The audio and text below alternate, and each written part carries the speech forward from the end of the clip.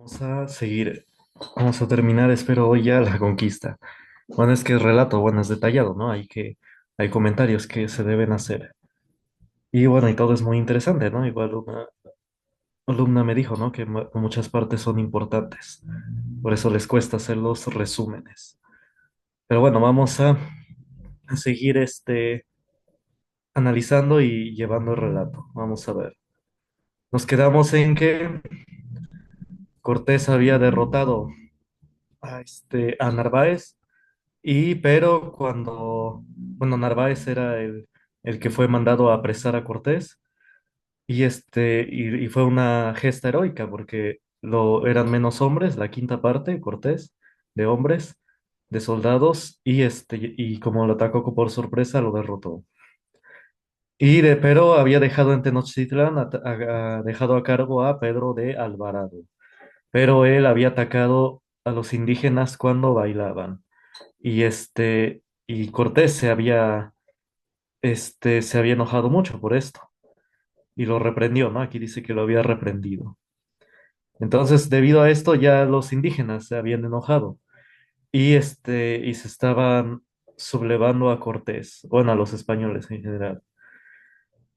Dice, Cortés mostró a Cortés mucho enojo y estaban todavía en discusiones cuando llegó noticia de que un español de que venía de Tacuba con las indias de Cortés lo habían atacado y crecía el motín.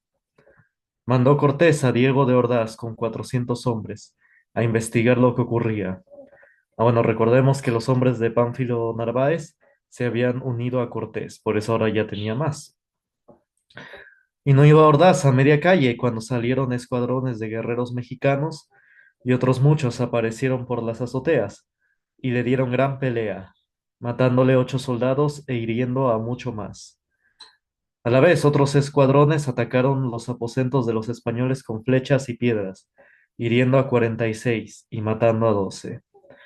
Los números vienen del relato de Bernal Díaz, por eso tenemos el número exacto, ¿no? Bueno, probablemente, muy probablemente el número exacto. Diego de Ordaz, bueno, aquí lo que hace José Vasconcelos es resumir el relato de Bernal Díaz, porque no está en comillas, no está en comillas. Diego de Ordaz hubo de retroceder, encontrando gran dificultad para volver a los aposentos, es decir, a las tiendas de campaña, o a los cuartos, incluso si les prestaron cuartos, porque vemos, ¿no? Que les prestaron habitaciones a los españoles. Mataban los españoles muchos guerreros, pero una multitud aparecía para reemplazarlos, y los indios gritaban insultos. Por último, pusieron fuego a las habitaciones de los españoles, con la intención de quemarlos vivos. El fuego se pudo apagar derribando algunos muros, pero duró el combate todo el día y siguió en la noche. Después de pasarse esta curando heridos, al amanecer dio Cortés orden de salir a pelear todos juntos. Igual decisión tomaron los mexicanos que resistían, dice Bernal Díaz, como otros tantos Héctores troyanos y otros tantos Roldanes, y no aprovechaban tiros ni escopetas, ni matarles 30 ni 40, porque cada vez arremetían con más fuerza. Aprovechaba a los mexicanos la topografía, aislando cada casa al levantarse los puentes. Los españoles tenían que meterse en el agua para continuar la persecución, tanto que después de perder unos 12 soldados, tuvieron los iberos que retraerse a sus aposentos, seguidos de los indios que los llamaban bellacos, y los ensordecían a silbidos e insolencias. Durante 2 días ya no hicieron los españoles otra cosa que sostenerse en sus posiciones, constantemente amagados. Sin embargo, idearon una estratagema que pudieran tomarse como anticipación de los tanques de guerra moderna. Construyeron, dice Bernal Díaz, 4 ingenios a manera de torres ambulantes y de madera, dentro de los cuales podían caber 25 hombres y tenían ventanillos y agujeros para los tiros. Al lado de estas torres, los de a caballo hacían arremetidas. Miren, entonces, los españoles inventaron prácticamente el tanque de guerra. Sería interesante, ¿no? Investigar la historia del tanque de guerra y ver si le dan crédito a los españoles. Mientras preparaban estas máquinas, se sentían acosados por los indios que les gritaban amenazas de que se habían de comer sus brazos y piernas, después de sacrificar sus corazones a los ídolos. Bueno, esto pues iba en contra, ¿no? Si esto lo dijera, digamos, actualmente, 2024, hay muchos conflictos entre países. Si algún país le dijera esto su contrario, a su rival, a su país rival, no, pues lo tacharían de lo peor, ¿no? De dictador, de que, de genocidio, de que no respeta los derechos humanos ni el derecho internacional, y con razón, ¿no? Con razón, es cierto. Entonces, pues sí, los indígenas no se guiaban con estos principios del derechos humanos o del derecho internacional. Sé que en ese entonces no existían el concepto de estos dos conceptos, pero bueno, de hecho ya había los antecedentes, como ya he mencionado en clases anteriores, las leyes que la iglesia había hecho para la guerra, no porque la iglesia quisiera la guerra, sino porque ya veía que como era inevitable que los países se declararan la guerra, al menos hizo leyes, reglas que siguieran al menos de que respetaran al rival ya derrotado. Pues esto no, esto obviamente. La iglesia había dicho que esto no. Y más tarde el derecho internacional lo retomaría. Entonces retomaría lo que había hecho la iglesia católica. El derecho internacional lo retomó. Por eso Francisco de Vitoria, o fraile Francisco de Vitoria, es el padre del derecho internacional. Entonces, un fraile de la iglesia católica. Entonces, sí, obviamente, esto es deplorable, ¿no? Por más que sea tu contrario, pues sí, no debes, si lo derrotas, pues no lo debes comer, ¿no? Ni amenazar comerlo. Actualmente hasta la amenaza es algo malo, ¿no? Que digas esto, pues también es malo. Es el llamado, ¿no? El termómetro de la, ¿qué? De la violencia. Entonces, pues esto obviamente no debía ser. Aunque sí, efectivamente, digamos, estuvieran inconformes con los españoles, pero esto no debía ser. Y vemos que Cortés, cuando los derrotaba, hasta liberaba a indígenas que estaban presos para los sacrificios humanos. Cortés los liberaba. Entonces sí, hay que analizar cómo se manejaba cada uno, cómo era cada uno, y ver que efectivamente había cosas aquí en el México prehispánico que debían de cambiar forzosamente. De los indios tlaxcaltecas que con los españoles estaban, decían que los podrían acebar para comérselos poco a poco.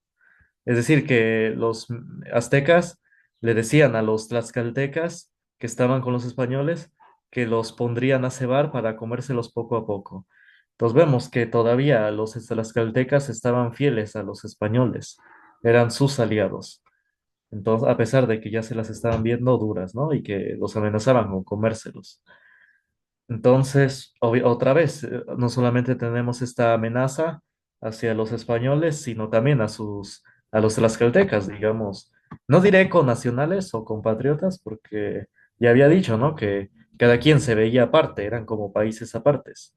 País de los tlaxcaltecas, país de los aztecas, eran aparte, se consideraban completamente aparte. Seguimos. Amaneció el tercer día y salieron los sitiados con sus torres y sus caballerías, pero les dieron los indios guerra tenaz. Terminaron entonces los españoles, aunque les costase la vida, dirigirse a donde estaba el gran adoratorio, el Teocalli azteca de Huichilobos. En vano intentaron en el camino prender fuego a las casas, porque estando en el agua no ardían bien. Recuerden que estaba sobre el agua, ¿no? Que se establecieron sobre el lago. Abriéronse paso, sin embargo, hasta el Teocalli, y de repente vieron subir en él hasta 4000 mexicanos, presto a defenderlo con lanzas y piedras. Bueno, no diría que respetaban, bueno, que querían que respetaran sus creencias religiosas, pero otra vez estamos viendo con lo de los sacrificios humanos, que era lo que querían que terminara. Que Cortés le había dicho a Moctezuma que terminara los sacrificios humanos y que por eso Moctezuma se enojó mucho. No quería que terminara esa parte. Aquí lo habíamos dicho anteriormente, ¿no? Que Cortés sacrificó la posesión del oro porque ya Moctezuma le había dado la localización de las minas de oro, pero Cortés quería que terminara esa parte de los ritos humanos, ritos con sacrificios humanos, y que por eso se había enojado Moctezuma y también varios aztecas. Pero la parte de los sacrificios humanos. Esto lo repito mucho, digo, como resumen, veo que más personas ven mis videos. Entonces, como resumen, por si se perdieron algún video. Bueno, vean los videos anteriores de mi canal y para que vean el detalle, ¿no? Y si no, vean el libro, ¿no? Es el libro de José Vasconcelos, Breve Historia de México. Está en internet. Y bueno, que aunque yo en mis clases hago varios comentarios necesarios, ¿no? Uniéndolo a otros hechos, eventos a veces de la historia universal o internacional. A veces hago mención de los ingleses, ¿no? Entonces sí, por eso también es importante la clase, la grabación de la clase, porque hago más comentarios. Bueno, entonces sigamos. Y no bastaron las torres, que quedaron desbaratadas, ni los caballos daban buen servicio porque estando el contorno enlosado, resbalaban y caían en tierra. Y aunque los tiros mataban hasta 10 o 15 indios, y las estocadas mataban muchos, otras arremetían con gran número. Y aquí, dice Bernal Díaz, se mostró Cortés muy varón como siempre lo fue, y era cosa de notar vernos a todos corriendo sangre y llenos de heridas, y otros muertos. Y quiso nuestro Señor que llegásemos a donde solíamos tener la imagen de Nuestra Señora. Y no la hallábamos, que pareció, según supimos, que Moctezuma tenía devoción en ella, y la mandó a guardar. Ajijos, esto no lo había leído. Pusimos fuego a su... Bueno, aquí miren, que hay que dar el beneficio de la duda de esto de acá que estamos escribiendo. Beneficio de la duda significa que debemos tomarlo en cuenta, no decir, no, pues que esto es mentira, esto es... Digo, porque si esto lo menciono lo he dicho miles de veces, pero bueno, espero no parecer cotorro. Si lo menciono en foro de gobierno, foro académico de universidad que sigue las líneas de gobierno, este, me, me van a decir, no, pues esto es mentira, no, ni lo van a tomar en cuenta. Pero no, como académico uno debe tomar en cuenta las fuentes y analizarlas, sopesarlas, como dicen, sopesarlas, analizarlas. Entonces, hay otros relatos, como ya había dicho en la primera clase, de pueblos, ya después de la conquista, que se aceptaban a los españoles, el dominio de los españoles, cuando iban en procesión con la imagen de la Virgen María. Entonces, que en paz se unían. Que de hecho aquí hay otro relato que llevaban a ver, aquí, lo voy a buscar esa clase donde también aquí llevaban una imagen de la Virgen y todos los indígenas se, se arrodillaban, que se aceptaban, ¿no? Por la paz, ser parte de ello. Aquí creo que era en Zempoala. Bueno, que hubo una pequeña tensión, pero que sí, cuando veían la imagen de la Virgen, se, se arrodillaban. Era de los primeros, los primeros pueblos donde entró Cortés. Lo voy a buscar, es mucho más arriba. Creo que hace 5 semanas lo dije. Bueno, entonces, pero sí, hay que sopesarlo, hay que tomarlo en cuenta que dice que la imagen de la Virgen María es Nuestra Señora, a eso se refiere cuando dice Nuestra Señora, es la Virgen María. Digo, si alguien de otra religión está viendo el video, no es que yo quiera ser los católicos, sino que estoy hablando de hechos históricos, de cómo los indígenas, o por ejemplo como Moctezuma, dejaban, ¿no? A veces estaban empezando, digamos, ya a dejar sus devociones a sus ídolos y estaban adorando, ¿no? A la devoción cristiana, en este caso la católica. Dice que acá que no encontraban la imagen de la Virgen María y que al parecer, según supieron los españoles, que Moctezuma tenía devoción en ella y la mandó a guardar. vamos a ver, vamos a seguir leyendo. Luego sigue diciendo, pusimos fuego a sus ídolos y se quemó un buen pedazo de la sala con los ídolos Huichilobos y Tezcatepuca. En todo esto ayudaron bien los tlaxcaltecas, pero los mexicanos, los aztecas, no cejaron y continuaban haciendo daño. Entonces los seguían ayudando los tlaxcaltecas. Entonces eran fieles a los españoles, los tlaxcaltecas, muy increíbles aliados, porque en la historia hay relatos, digo, en otros países, que aliados cuando se veían ya rodeados, ya muy atacados, pues ya renunciaban, ¿no? Ya dejaban a sus aliados. Pero no, aquí los tlaxcaltecas resistían, ¿no? Y aceptaban quitar estos ídolos, ¿no? De Huichilobos y Tezcatepuca. Imagínense. De hecho, miren, aquí contradiciendo, ¿no? El relato de lo de los ídolos que nos tiene ahora el gobierno actual y bueno, que se tenía desde hace décadas estos. No es de este gobierno, sino ya de décadas, de que querían a sus ídolos, pero no, los tlaxcaltecas de buen ayudaron bien, dice, a quitar estos ídolos. Y no se enojaron, pues veían que los españoles los quitaban, los quemaban, y los tlaxcaltecas seguían fieles a ellos, seguían fieles a ellos.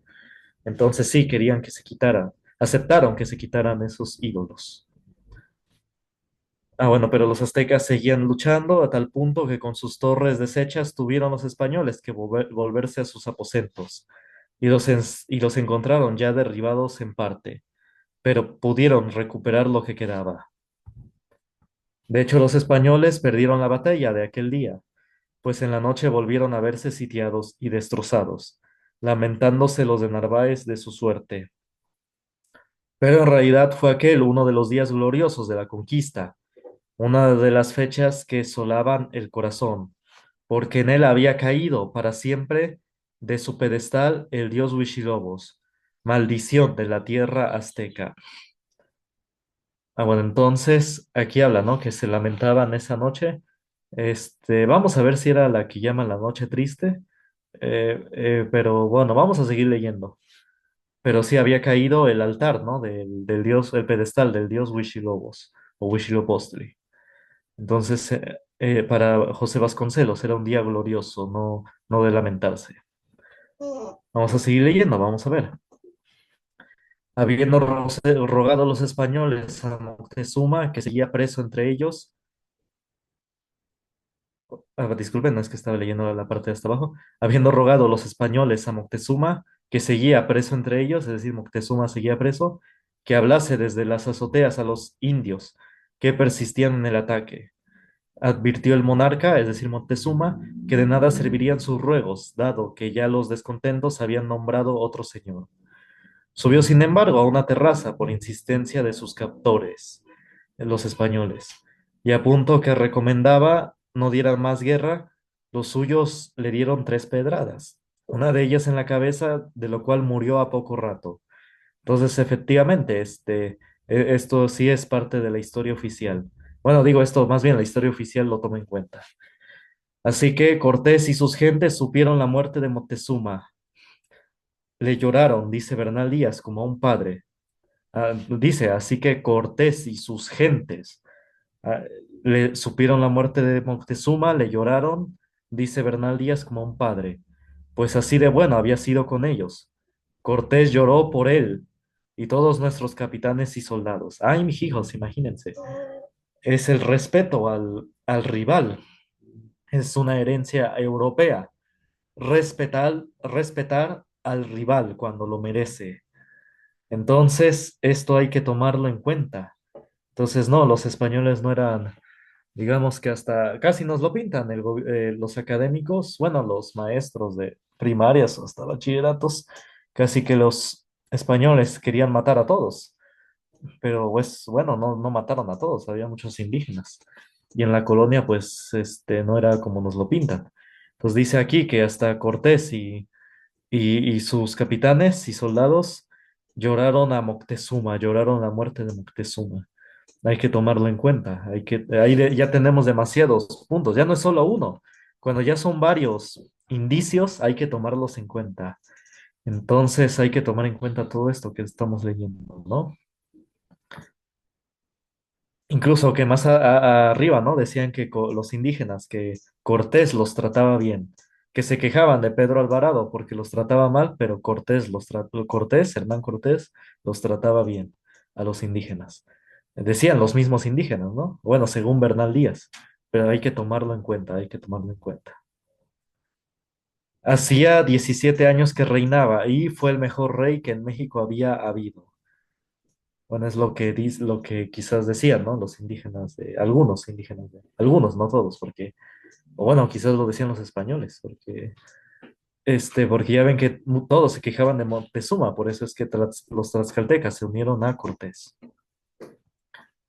Bueno, y ya vamos al entierro de Moctezuma con grandes honras y acompañados de algunos de los altos sacerdotes que con él habían estado presos, hizo Cortés entrega del cadáver de Moctezuma a los amotinados de la ciudad. Écholes en cara al mismo tiempo la muerte del monarca y les pidió que cesasen en sus ataques. Miren, esto es importantísimo otra vez. Hay que leer, bueno, la historia de otros países. ¿Por qué? Porque hay pueblos que no, bueno, o países donde se honraba, les digo, al rival, eso es herencia europea, y como acá, que les dice que les entregó el cuerpo, porque hay pueblos donde no, para nada se dejaba el cuerpo del rey o del rival, se le quemaba, pues sí, descuartizaba, no se le tenía respeto al cadáver del rival, ¿no? Del derrotado. Entonces, esto lo tenemos como ejemplo en los turcos, también en donde más, bueno, en aldeas africanas, cuando tenían sus rencillas, guerras tribales, también los ingleses, ni se diga, no respetaban al rival, este, y bueno, como le he mencionado muchas veces, ¿no? En cambio, aquí Cortés se los dio a sus sacerdotes, sacerdotes aztecas, y y a los ciudadanos, ¿no? A los aztecas mismos. Les dio el cadáver de Moctezuma y les echó en cara, ¿no? La muerte de Moctezuma. Entonces, esto es increíble. Ya tenemos muchos indicios de que la historia no como nos la cuentan, ¿no? Hay que tomar todo esto en cuenta. Les pidió que cesasen sus ataques y que enviasen parlamentarios a fin de establecer las bases conforme a los cuales los españoles se retirarían de la capital con sus aliados tlaxcaltecas. Ah, miren, incluso de que se iban a retirar. Recibieron los mexicanos los despojos de su rey, con grandes muestras de pena. Desde que lo vieron muerto hicieron muy gran llanto, que bien oímos los gritos y ayuda y aullidos que por él daba. Ahora entonces sí, algunos sí lo consideraban buen monarca y otros no. Pues obviamente los que le echaron las piedras, pues no. Entonces, bueno, vamos a seguir ahorita en la segunda sesión.